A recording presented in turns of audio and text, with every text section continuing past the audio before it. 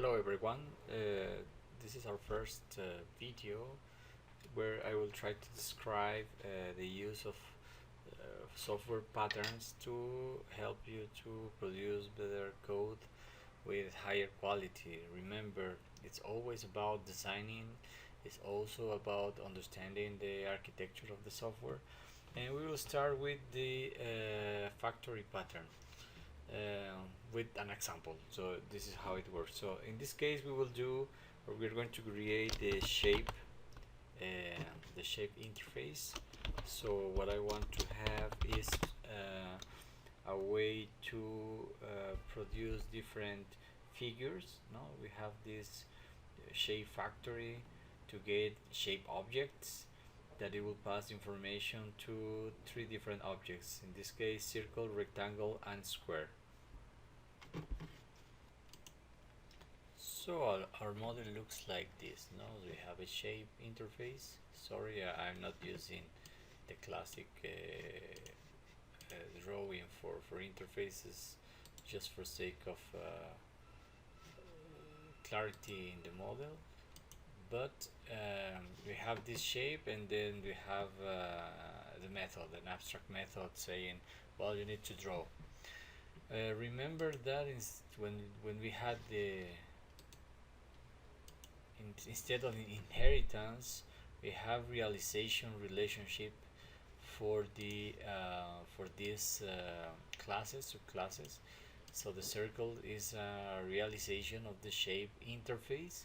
So as the square and the rectangles, we are obliged to, it's mandatory to write and implement the draw method in the specific classes. And a very simple implementation of this class would be to have our shape interface and the classes that generalizes these shapes. No, so this is a Java code. So in this case, very simple implementation of the draw method, just saying I'm square, I'm a rectangle, and that I am a circle. Sorry, here's not supposed to be this exception. Okay, so it's just the overall idea. And if we want to create a test method, for instance, saying let's try to use this code and do some instances of our classes, it should look like this. And it should look like this. No? So we have a test class, and we create some instances of the shape interface. It's a circle of type circle, square, and then, well, we just simply draw. And as you can see in the output, yeah, well, just have the method times circle and square and rectangle. But when you see the new method, you're certainly instantiating a concrete class, so that's definitely an implementation, not an interface, and it's good. But you have learned that well, the benefits of using interfaces is to keep code flexible. But when we use the new method, then we are talking about concrete. It could get a little bit worse, particularly when we want to use these classes in a specific context. For instance, so if we run this demo, then we have just the message now, depending on the, otherwise it's a rectangle. So each time that I need to run, I have to check which type of shape do we have, and then do the correct or the corresponding implementation. So when you have a whole set of related classes, often you are forced to write code like this. The fact is that we have a bunch of different shape classes, so you can imagine how this could easily grow, and we don't know until runtime which one we need to instantiate. So it's something runtime that will discover what or which instance we are going to use. So here we got several concrete classes being instantiated, and the decision of which to instantiate is made at runtime depending on some set of conditions. When you see code like this, you know that when it comes time for changes or extensions, you have to reopen this code and examine what needs to be added or deleted, and often this kind of code ends up in several parts of the application, making maintenance and updates more difficult and error prone. We have a big problem here. One fundamental attribute of a good architecture is that your design should be open for extension, which means in our case that our interface shape is very good for that, because I can do generalization and specification of different shapes through concrete classes. So it is good we have an open architecture. Normally should be closed for modification, which means that modifications should or must be done just at the concrete level of each instance or each class, not everywhere in the code. In our example, the problem is that when I need to do new objects, I need to modify everywhere the new word appears, and I need to go through the different code where the instantiation of objects are used. So the use of new is not bad in the sense that, well, of course, we always need to create instances of objects. But in our case, could be a problem when maintenance and modifications may be needed. Remember, change is our friend. It means that we are always changing the problems and the context. So how we can solve this and try to identify a way to use the new method differently, not as we are used to.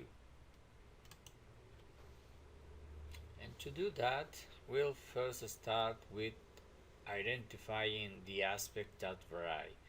This is our first step in each project that you are facing. You have to identify first things that vary. So let's go back to our shape example. So we just simply added some more methods for our shape interface, so we can draw a shape, we can calculate the area of a shape and the perimeter, and the implementation is very simple. Just a message saying that we have the area of a circle, perimeter of a circle, and we are returning just 0 just for sake of understanding. We are not trying to really solve the problem of drawing shapes and doing some mathematics here, but just to emphasize how to do the abstraction and the new modification. So our test shape looks like this. We simply just added the new methods: shape draw, shape area, shape perimeter, and then, well, just simply run, and now saying I'm a square, and then I have an area, I have perimeter, and so on. So then again, based on the type of shape, we instantiate the correct concrete class and assign it to the shape instance variable.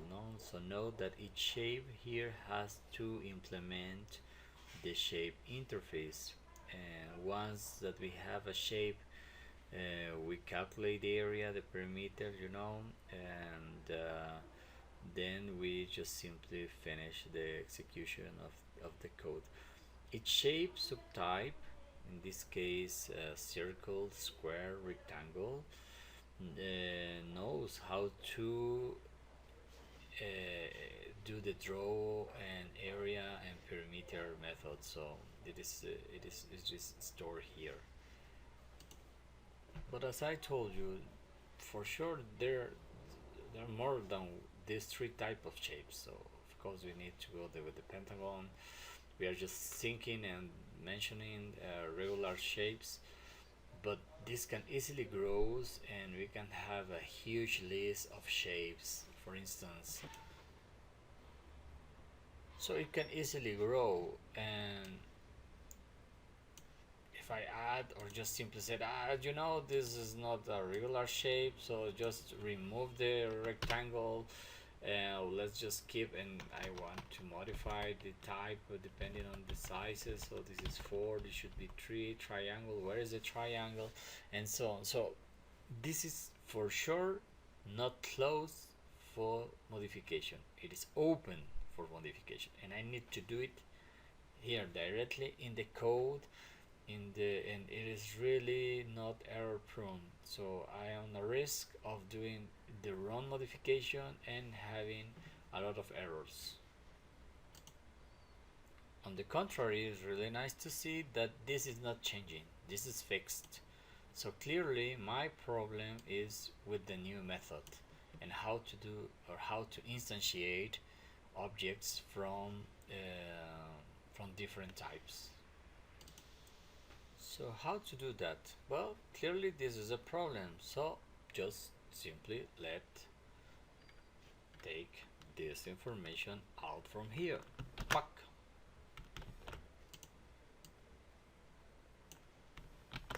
So, okay, it's gone. Great. So we need to put it somewhere else. So to do that, we are gonna create a factory. Factories handle the details of object creation. So once we have a simple shape factory to be used in our project, then just it is just a method that becomes a client of that object. So anytime it needs a shape, it asks the shape factory to make one. So gone are the days when the shapes method needs to know about which type of shape they are, if they are circle or rectangle and so on. So now the new use of the shape just cares in our main class, so in this case, so we are not, we won't focus on identifying the type of shape, but we just simply call the factory and ask the factory to give me back the right shape, the shape that I need, that I actually need. So let's see how this looks like. So in this case we have the create shape method in the factory. This is the method that all clients will use to instantiate new objects, and of course this is the code that we already have for the shapes used now, which means calculate everything. So this is where we can identify which shape do you want. So of course this code still parameterized by the type of the pizza, just like in our original code, but yeah, in this case we just have to return the shape, so the factory is ready. So what is the advantage of this? It looks like we are just pushing the problem off to another object, but remember, one of the key characteristics of object-oriented design is reusability. So we can reuse our code, which means not copy paste, which means actually to have access directly to predefined classes. So in this case we need to remember that our factory, our shape factory, may have many clients. It's not just for this project, could be used for in any other project. So if we look at the create shape method, then we have access to instantiate different objects from our different variety of shapes, and then we can get the shape that we want and could be used anywhere. So the class handles different shapes in a different way. So this is one of the key benefits.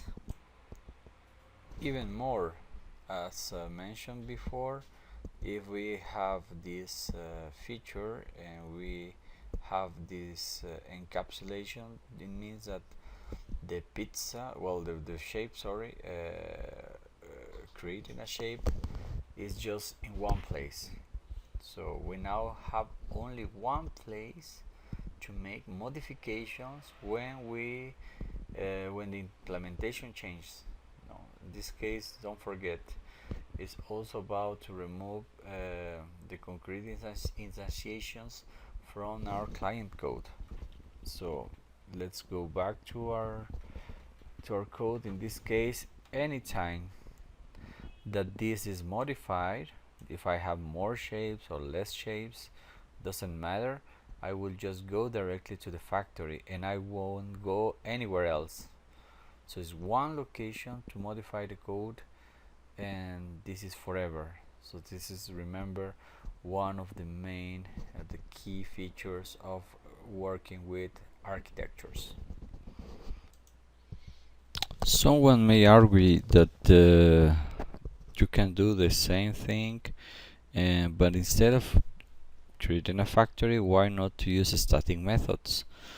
Defining the shape factory as a static method is a common technique. You'll find it in a lot of solutions everywhere on the web. No, it's also known as a static factory. It is used because we don't need to instantiate an object to make use of the create method. The problem is that we have the disadvantage that we can't subclass and change the behavior of the create method. So it is an option, but well, it's a different one. So just to be sure that you perhaps have seen this, this is not well, it is an alternative, but with some disadvantages. And of course, the code is not so clean. I mean, the architecture is not clean and clear as well. So let's go back to our factory, and then how to use it. Well, we need to create a factory, then to create a new instantiation of our shape factory, and we just simply said, well, our shape, the shape that we want to use is the one that passed through the parameters. Okay, and well, we keep this, which was the thing that is not changing. So if we run this, still working, circle, so it's nothing changing. In fact, I mean, just clearer architecture, and the code is much simpler. So this is the advantage of using factory. And then in this case, we know that object composition allows us to change behavior dynamically at runtime, among other things, of course, because we can swap in and out implementations. No, so this is one of the advantages of trying to do this, and this is how you really get benefits of object-oriented programming. And this is the diagram that explains the factory. As you can see, we have a client here of the factory, that goes through the factory to get instances of the shape.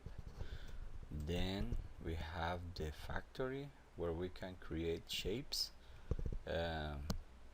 should be the only part of our application that refers to concrete shape classes. Well, here we have the create method. No, is often declared statically. Here we have an abstract class of the shape as a product of the factory.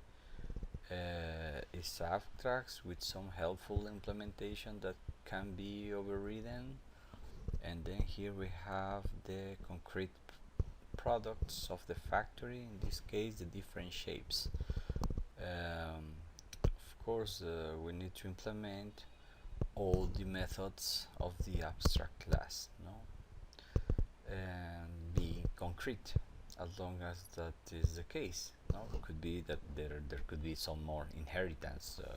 It's not mandatory to be this at this level concrete classes, but in this case they are. No, but then they are created by the factory. And notice that, well, if I have something else like a triangle, then I just simply attach. This case is a generalization, sorry, because it's not anymore an interface. So remember that when we have realization relationship means is for implementation of an interface. In this case we have a generalization relationship, which is inheritance. Okay, well, it's more or less the same idea, but it's different because the father or the parent is not the same. Okay, well, just let me fix this, looks nicer, and so on. Well, more or less this is the idea. Okay, well, in this case just think as the shape factory is like a warm-up. No, try to see how to enhance our factories to produce something more robust, but this is just a starting point. And by the way, somewhere you will find that the factory per se is not a design pattern. No, it's more like a programming item that you should follow, but is commonly used as a pattern. So this is why it is mentioned that the factory pattern, it is a pattern, but yeah, well, you perhaps will find somewhere else that is not actually a pattern. So don't worry if it is real or not real. In fact, the truth is that we need to use it for to have a better code and a good architecture.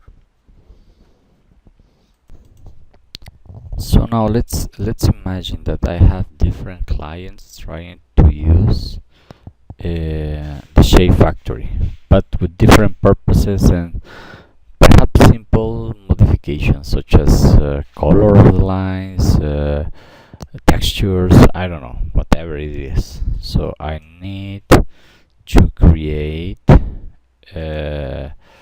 different shape factories, but to be honest, the way shapes are created here, I don't like it. I need to add some modifications, so perhaps I may need different shape factories, something like this. So perhaps one solution would be to have different shape factories for the different programs depending on the characteristics that I want for each factory. I mean, it's not just about creating a shape, but perhaps to add some texture, colors, scheme, and so on. So this is just why I do need different factories and specialize just in my software that will create the shapes. And as you can see, the methods that I already have, they won't change. They will be the same. So the only thing is just a small simple variation when creating the shape, what is different.